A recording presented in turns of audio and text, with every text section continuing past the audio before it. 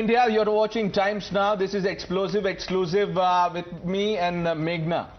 Well, thank you so much, Pranesh. Well, days after UP Chief Minister Yogi Adityanath pled zero tolerance against mafias in Uttar Pradesh, accused in Umesh Pal murder case, a man named Arbaz, he was encountered and killed by the Special Operations Group of the Uttar Pradesh Police and the District Police.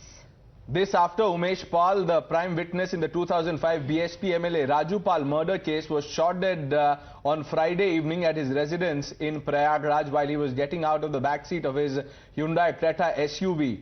Pal was rushed to Swaroop Rani Nehru Hospital where he succumbed to his injuries during treatment. Pal's autopsy report revealed that he was shot 7 times. In fact, this is what the police are saying about the encounter of his main accused in this case of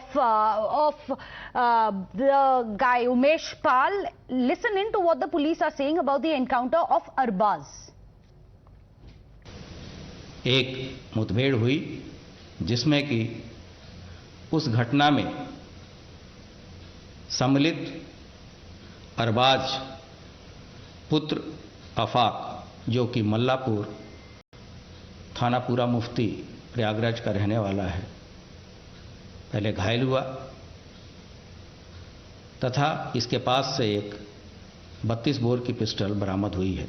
इस पे आरोप है कि घटना के दिन जो Creta गाड़ी इस्तेमाल हुई थी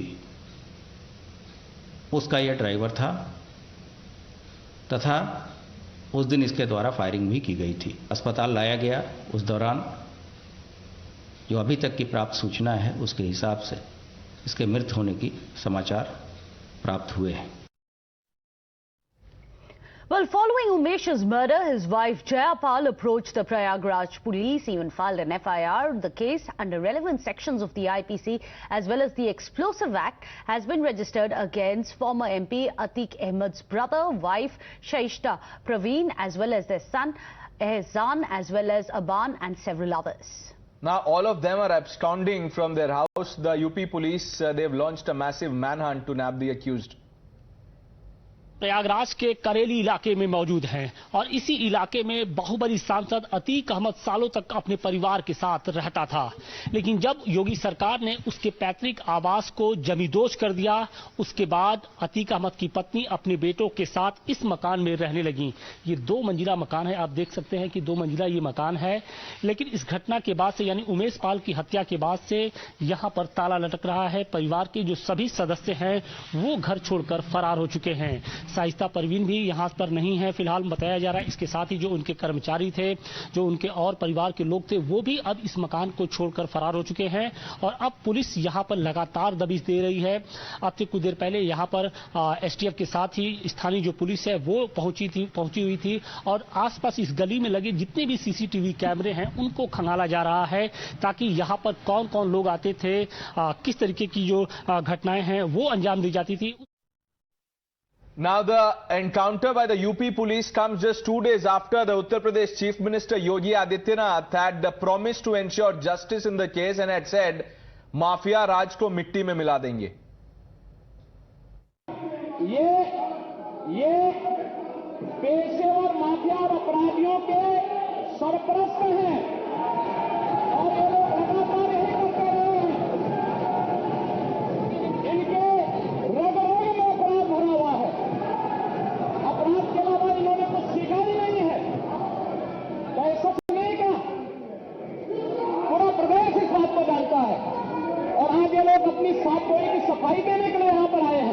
जिस माफिया ने कल यह कृत्य किया है वह माफिया उत्तर प्रदेश के बाहर है और वह माफिया समाजवादी पार्टी के सहयोग से ही बार बार एमएलए और एमपी बना है कि माफिया कोई भी हो, सरकार की 0 टॉलरेंस की नीति है और उन माफियाओं के खिलाफ मिट्टी में मिलाने का काम उनको हमारी सरकार करेगी।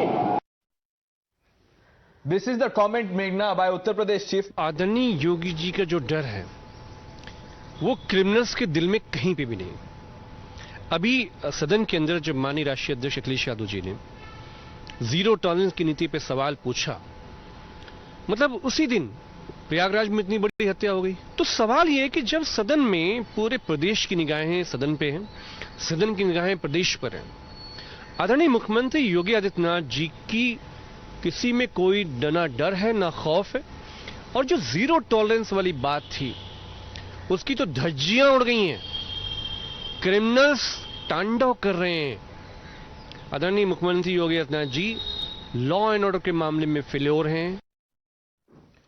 Reactions coming in. We have Rakesh Tripathi of the BJP. Tripathi ji, ये जो अफजल का एनकाउंटर में डेथ हुआ है, इस पे ऑपोजिशन सवाल उठा रही है। वो कह रहे हैं कि एक्स्ट्रा जुडिशियल है ये। नहीं, विपक्ष को तो हमेशा पीड़ा होती है। जब भी गोली किसी अपराधी को लगती है तो दर्द विपक्ष को, विशेष करके समाजवादी पार्टी को होने लगता है। और इससे स्पष्ट हो जाता है जो आरोप भारतीय जनता पार्टी हमेशा लगाती है, कहती है कि इन अपराधियों का सीधा कनेक्शन समाजवादी पार्टी से है। वो बात ये स्वयं स्वीकार कर लेते हैं कि जैसे ही किसी अपराधी पर कार्रवाई होती है, वहां बुलडोजर चलता है, वहां एनकाउंटर में गोली मारी जाती है, तो तुरंत ये आरोप लगाना शुरू कर देते हैं कि यहाँ जुडिशियल किलिंग हो रही है, यहाँ कानून का पालन नहीं हो रहा है। जबकि सच ये है कि किसी अपराधी जिस तरह से नृशंस हत्या कर रहे हैं, जिस तरह से अपराधियों ने पुलिस के ऊपर गोली चलाने का दुस्साहस किया है, ऐसे में क्या पुलिस के हाथ बांध दिए जाएं? ऐसे में क्या अपराधियों को अपराध करने की खुली छूट दे दी जाए? वैसी छूट जैसी समाजवादी पार्टी के शासनकाल में होती थी। छूट देने की बात नहीं है त्रिपाठी जी, ये बताइए, क्योंकि चार्ज ये है कि एक्स्ट्रा जुडिशियल किलिंग है। In the past also UP के कॉप्स के अगेंस्ट ऐसे ही extra judicial killings, fake encounter के चार्जेस लगाए हैं, ऑपोजिशन में देते हैं, और उसके बाद ही एक आदमी एनकाउंटर में मारा जाता है। नहीं, किसी भी क्राइम के करने के बाद पुलिस का एक्टिव होना, पुलिस का धरपकड़ करना, अपराधियों को गिरफ्तार करने के लिए दबिश डालना, ये एक स्वाभाविक प्रक्रिया का हिस्सा है। और ऐसे हार्डकोर क्रिमिनल्स, ऐसे पेशेवर अपराधी जो दिन दहाड़े किसी की हत्या कर देते हो, ऐसे पेशेवर अपराधी अगर पुलिस के ऊपर गोली चलाएंगे तो क्या हम समाजवादी पार्टी से इस संदर्भ में अनुमति मांगेंगे? कैसे पुलिस का, ऐसे अपराधियों के साथ पुलिसकर्मी कैसा व्यवहार करें? स्वयं एक पुलिसकर्मी आज के एनकाउंटर में भी जख्मी हुआ है। शर्म नहीं आती है समाजवादी पार्टी के लोगों को इस प्रकार के आरोप प्रत्यारोप करते हुए? वो उत्तर प्रदेश की पुलिस के साथ खड़े होने के बजाय आज अपराधियों के मानवाधिकार की चिंता करने की बात कर रहे हैं। मैं स्पष्ट तौर पर फिर बता रहा हूं कि अपराधियों के साथ सठे साक्ष्यम समाचरित की नीति रहेगी, और जो अपराधी पुलिस पर गोली चलाने का दुस्साहस करेंगे, पुलिस उनका जवाब गोलियों से ही देगी। शुक्रिया राकेश त्रिपाठी जी हमसे जुड़ने के लिए। The BJP once again underlining its zero tolerance policy. Taking a quick break. Please stay with us.